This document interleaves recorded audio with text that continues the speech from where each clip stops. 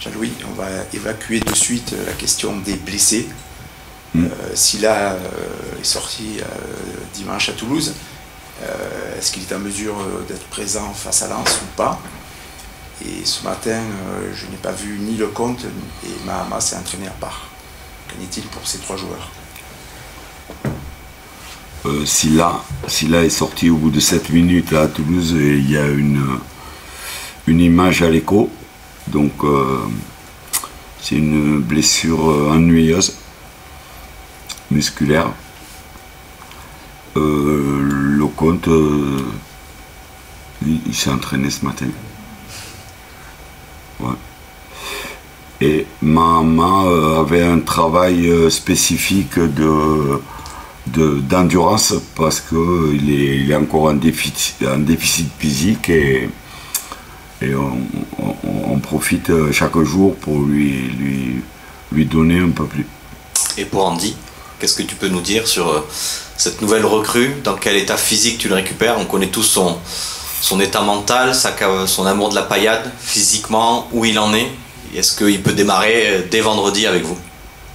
Alors, il a passé des tests très, très concluants hier.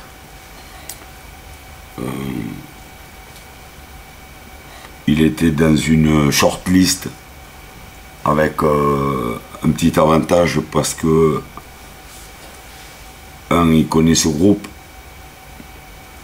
deux, il jouait, donc il était en état physique, et trois, il faisait les efforts financiers pour venir nous donner un coup de main.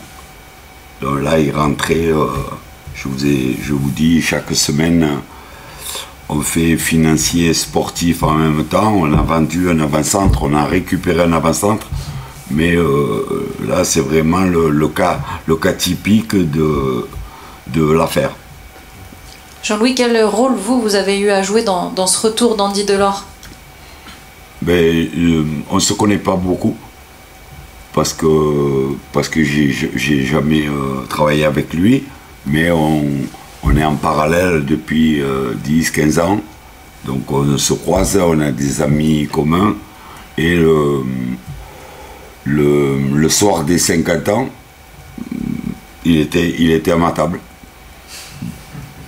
Donc il était dans l'émotion parce que il voyait, il a vu des images, il y avait Laurent Blanc, il y avait du beau monde autour de lui, et j'ai senti un garçon qui aimait ce club, qui avait peut-être quitté maladroitement, peut-être, et qui aujourd'hui se disait comment mon club, parce qu'il est quand même de la région, et comment je pourrais aider mon club. Voilà. Il avait envie de venir nous donner un coup de main, et lui il remplissait toutes les cases, mais je le répète, je vous l'avais dit pour Maximovic, il a fait de très gros efforts. Je peux vous garantir qu'il n'y a pas beaucoup d'hommes et de joueurs qui auraient fait les efforts qu'il a fait pour venir nous donner un coup de main.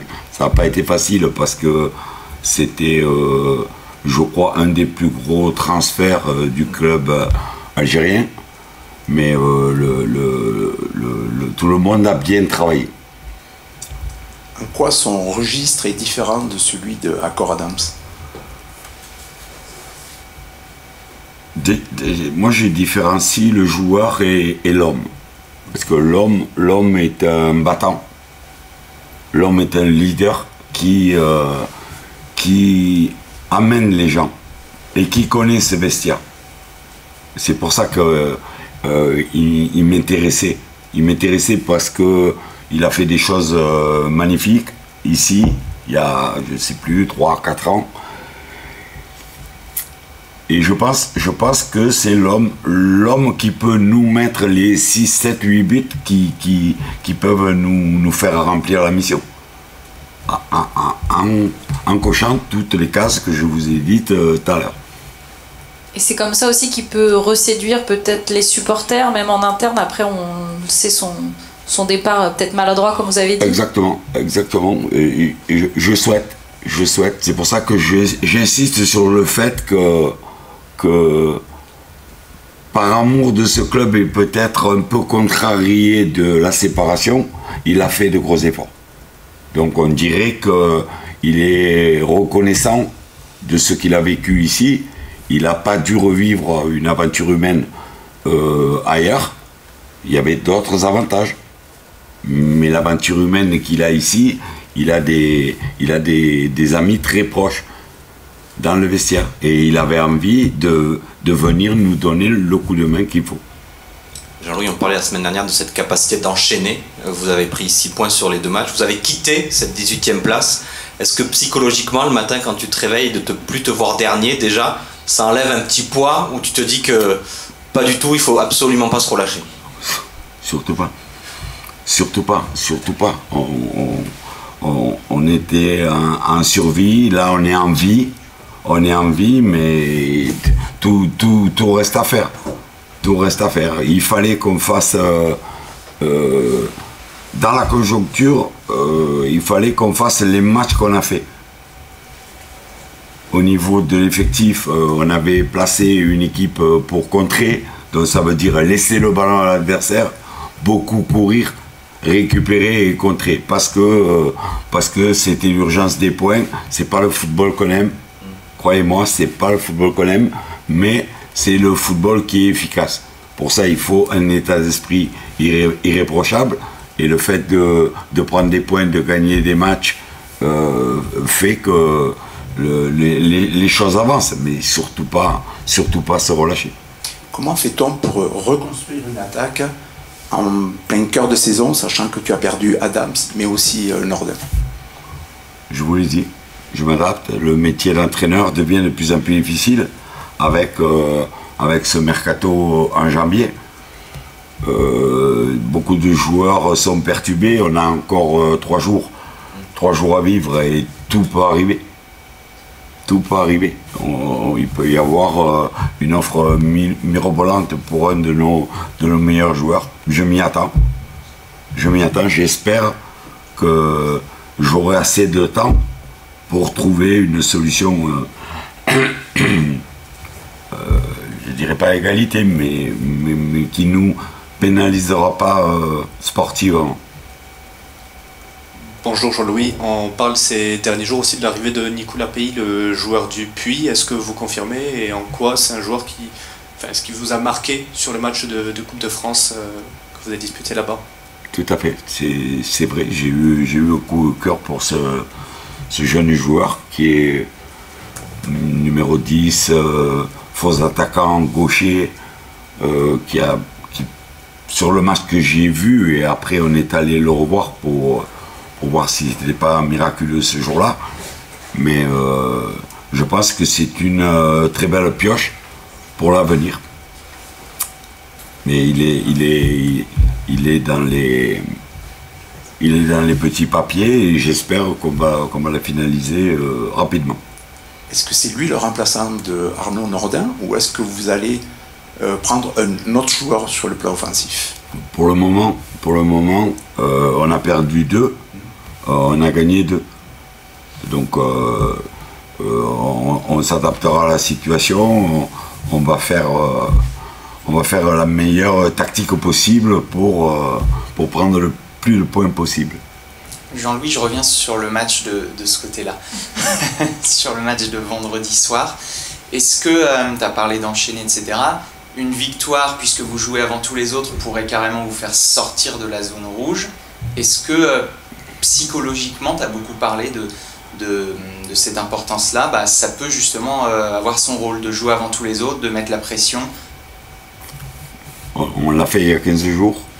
Contre Monaco, on était moins fringant parce qu'on avait perdu contre Angers, donc on se disait, on a abîmé le truc. Là, oui, le fait ça nous a réussi il y a 15 jours et contre une équipe comme Monaco, mais qui avait quand même la tête à la Champions League. Lens n'aura pas, mais ils ont d'autres problèmes comme nous, parce qu'ils doivent être, ils ont vendu un des défenseurs centraux, le deuxième Le deuxième doit être comme les nôtres, avoir des sollicitations. C'est difficile aujourd'hui de dire on va jouer avec cette équipe puisque vous pouvez perdre un joueur dès demain matin. Mais il y a quoi, un mois et demi, on est allé là-bas.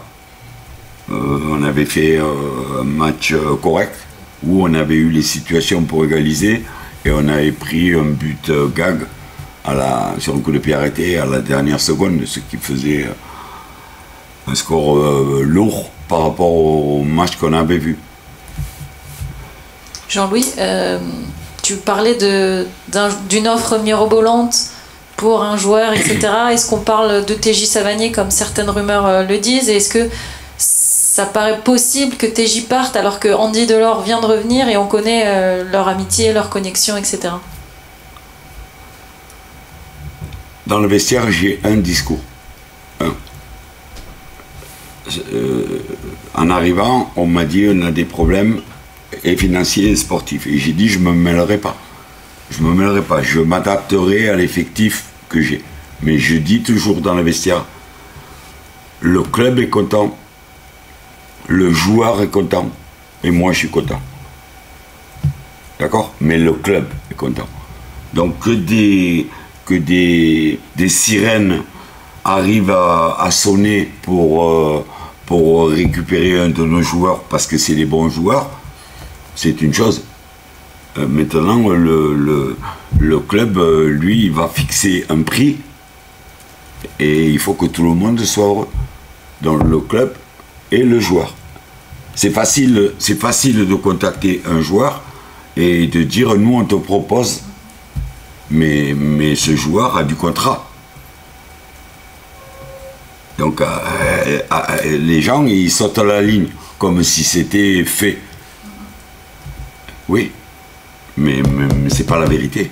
Normalement, on s'arrange avec le joueur, avec le club. Si on est d'accord avec le club, on va voir le joueur.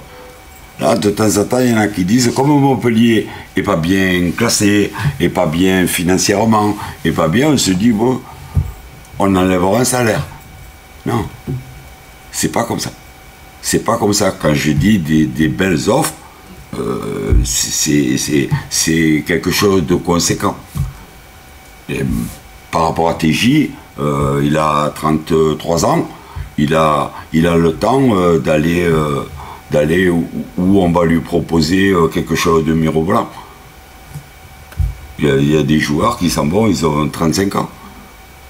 Donc on peut et c'est ce qu'on va faire, on peut remplir la mission de laisser Montpellier là où il doit être, et après d'être un peu plus égoïste, de penser à soi, et de dire, bon, eh bien, maintenant je vais, là ça sera d'autres discussions. Mais tous les clubs peuvent dire, tous les joueurs de Montpellier sont à vendre. C'est pas exactement comme ça. Pour en revenir à la question de l'attaque, est-ce que Delors, Savanier et Tamari te semblent complémentaires? Mais déjà, on a deux attaquants, un droitier, un gaucher et un meneur de jeu qui est capable de donner des balles que pas beaucoup de joueurs en Ligue 1 peuvent donner. Le but qui fait marquer à Toulouse TJ, il faut avoir un pied diabolique. Et à un moment, il a fait une diagonale sur Tamari du pied gauche, devant moi. Il a mis le ballon par en dessus, ou Tamari s'il fait contrôle orienté. Donc c'est trois joueurs qui n'ont pas le même profil. Donc ça peut être une ligne d'attaque. Mais on peut y mettre un joueur de plus offensivement et que TJ reste meneur de jeu. Là, ça laisse quand même une palette pour soit démarrer, soit devenir plus offensif. Ça fait plaisir.